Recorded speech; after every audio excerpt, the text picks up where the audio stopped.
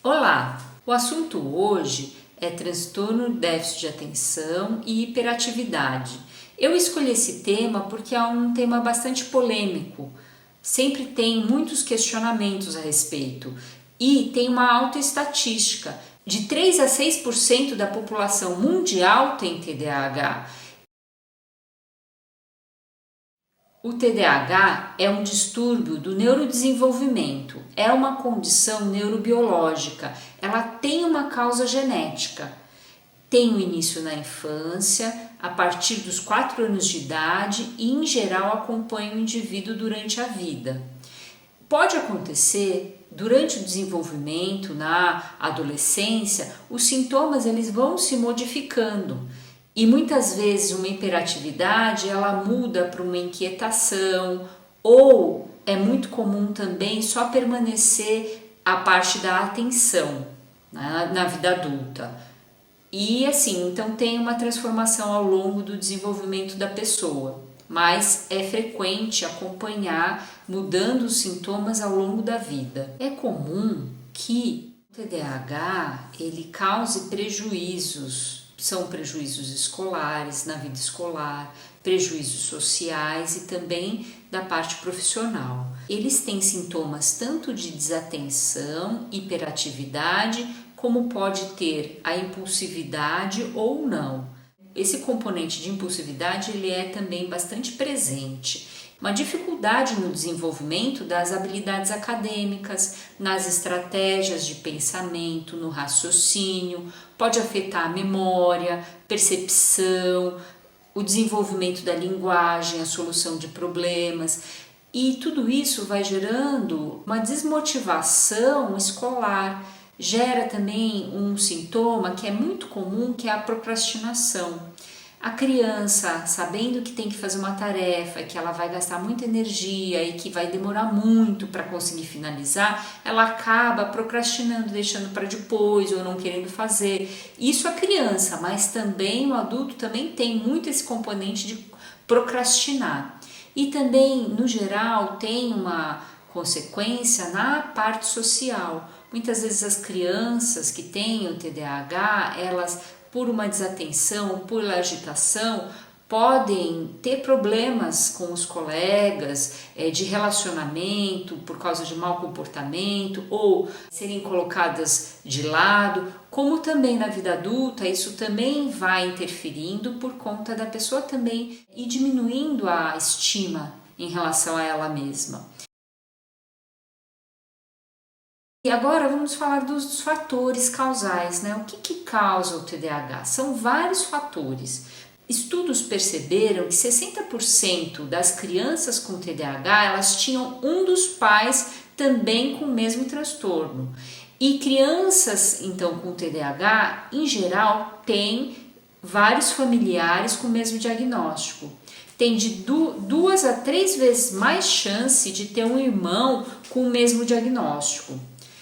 Esses são os fatores genéticos, então é uma parte forte como causa do TDAH. Os fatores neuroquímicos, existem pesquisas que o cérebro de uma pessoa com TDAH, ela funciona de uma forma diferente de uma pessoa sem o transtorno e acredita que são alterações genéticas que provocam uma diminuição do aporte da dopamina na região pré-frontal do cérebro.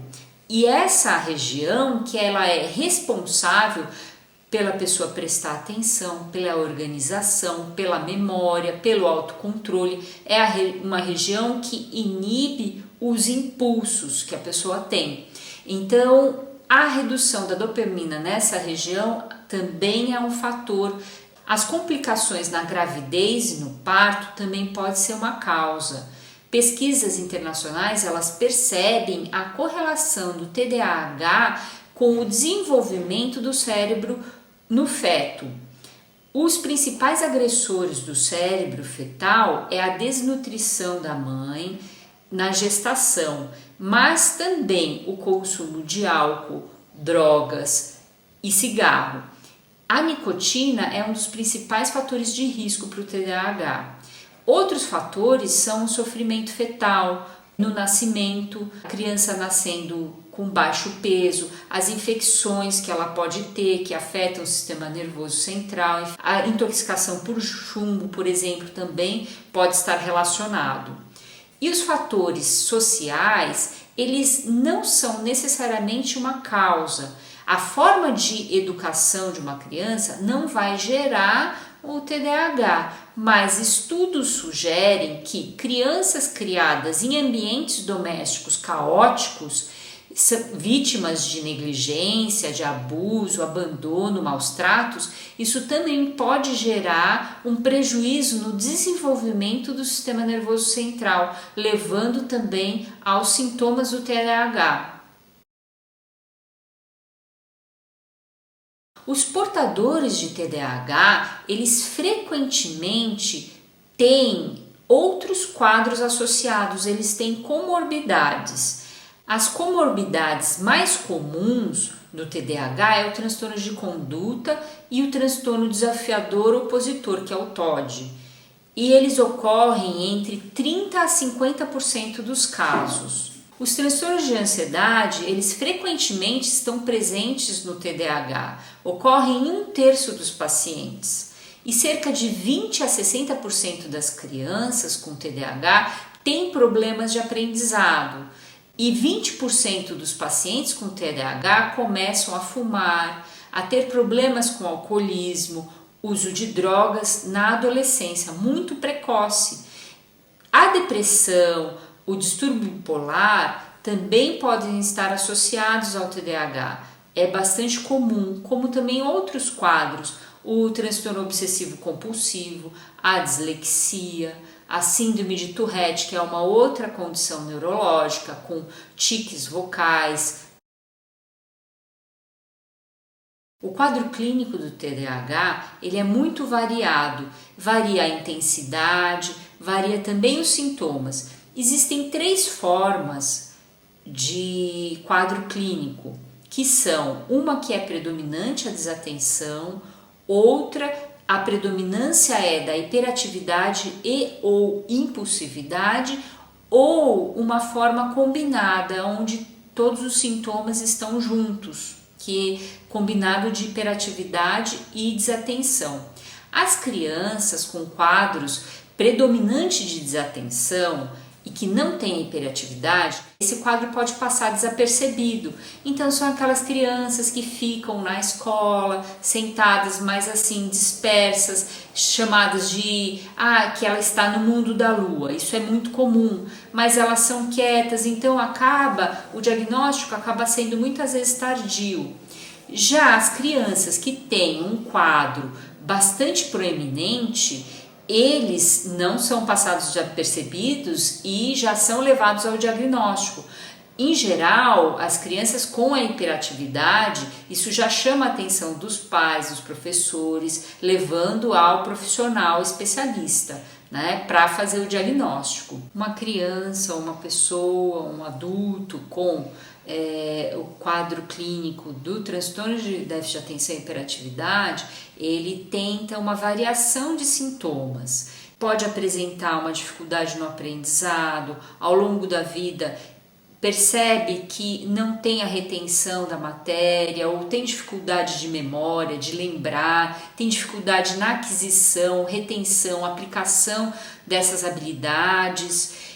Tem uma desatenção, dispersa facilmente, com isso pode se sentir muito cansado por ter que estar voltando sempre a atenção para aquela atividade. Muito frequentemente acontece de ter esquecimento, perder objetos, esquecer coisas. A impulsividade é um outro sintoma também muito frequente, que são ações ali precipitadas, que muitas vezes têm desfechos negativos. A hiperatividade é frequente também, é uma atividade motora excessiva que pode dificultar a criança de ficar sentada numa sala de aula ou o adulto ficar ali balançando a perna constantemente, mexendo as mãos. Adolescente manifesta também com uma inquietação, uma agitação, ou eles ficam muito falantes também. E um outro sintoma é a baixa tolerância à frustração, que faz com que ele desenvolva ali uma agressividade, uma teimosia, uma dificuldade também nas habilidades sociais. Pode gerar problemas no sono, pode ter ou muito sono ou dificuldade de dormir. A ansiedade é frequente, pensamento no futuro, como que ela vai lidar com determinadas situações que geram uma dificuldade para ela. Sintomas de depressão também, por ela ter muito baixa estima, por muitas vezes não atingir o objetivo que ela deseja, seja nota, seja um trabalho que não ficou bom. Incoordenação motora é comum também nesses quadros, como também uma atitude mais estabanada, de tropeçar, de cair. Muitas vezes as crianças elas se machucam muito frequentemente, tem essa atitude opositora, de contrariedade, apresenta uma desorganização e tem uma tendência também a ter mais acidentes por causa da impulsividade, ao abuso de substâncias, de drogas ou álcool, até como uma alternativa para aliviar o seu próprio desconforto. O diagnóstico ele é feito por uma equipe multidisciplinar. É necessário realizar uma avaliação com um médico, em geral psiquiatra ou psiquiatra infantil ou um neurologista. Outros profissionais eles também precisam estar envolvidos nesse processo diagnóstico. O psicólogo, o psicopedagogo, o fono, são avaliações que elas muitas vezes são necessárias. Então, é frequentemente pedida, posterior à avaliação do médico, uma avaliação neuropsicológica, uma avaliação fonoaudiológica e psicopedagógica. É muito comum pedirmos também o processamento auditivo central, o processamento visual. Depois de todos avaliarem, a equipe acaba entrando numa conversa para fechamento do diagnóstico.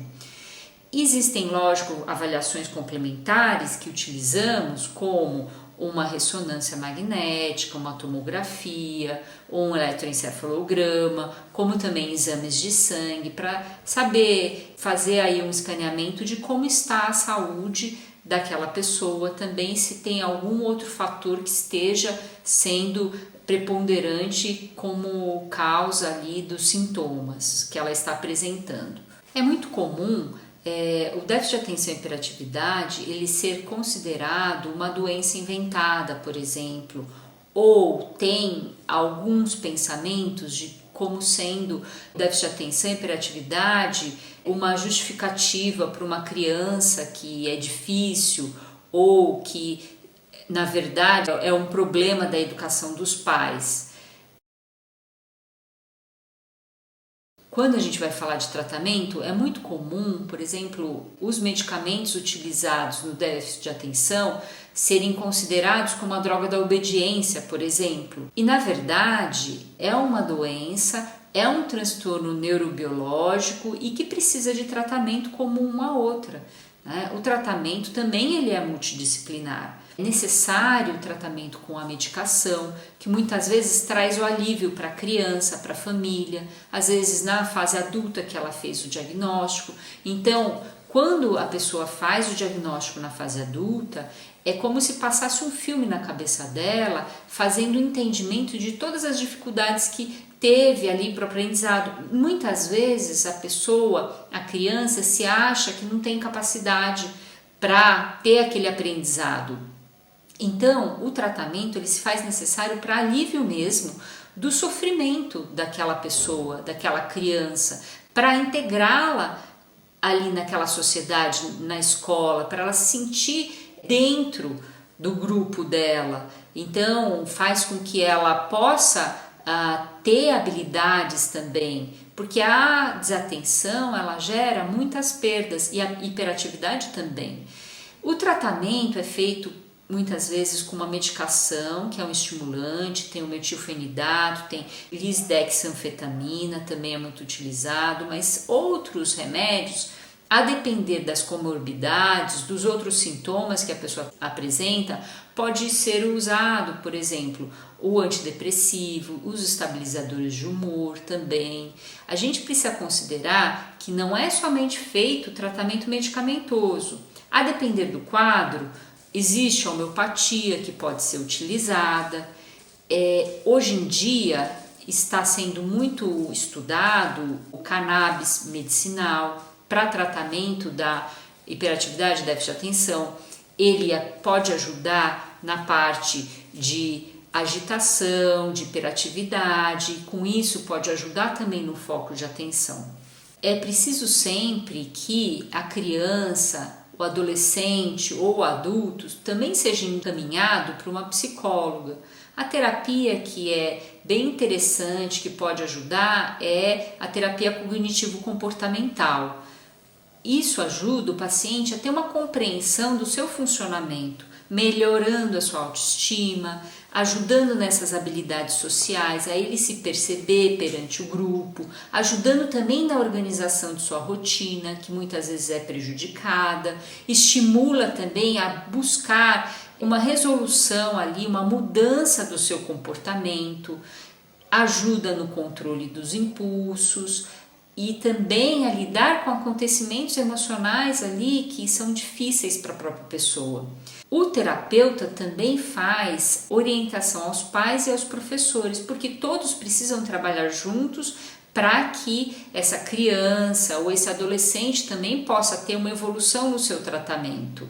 A orientação de um ambiente tranquilo ali para que a pessoa possa estudar, para que a criança ou adolescente possa estudar também é interessante, um ambiente com menos ruído, uma conduta dos pais afetuoso, porém rígido, também pode favorecer bastante para o equilíbrio da criança com TDAH, da criança ou do adolescente com TDAH.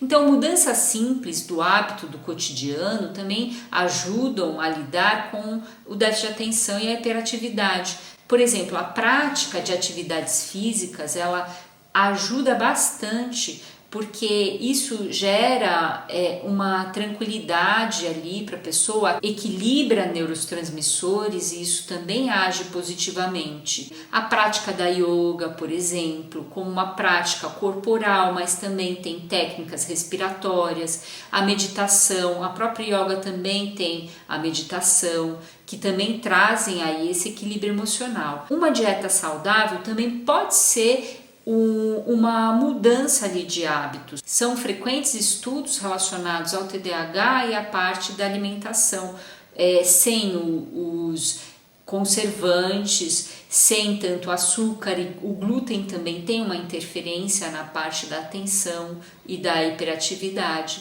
Quando alguém vai ao psiquiatra ou leva o filho, seja criança ou adolescente ao psiquiatra, muitas vezes tem muitas dúvidas, né? Como que vai ser conduzido o tratamento e como as medicações vão atuar.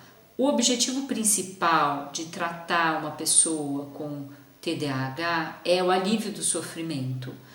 O sofrimento é muito grande por parte da criança, da família, de todos. Muitas vezes até a escola acaba tendo ali desafios a lidar com essa criança ou com esse adolescente. Então, o nosso objetivo principal tem que ser esse mesmo, o alívio desse sofrimento, porque o tratamento vai proporcionar um melhor desenvolvimento para essa criança na fase adulta.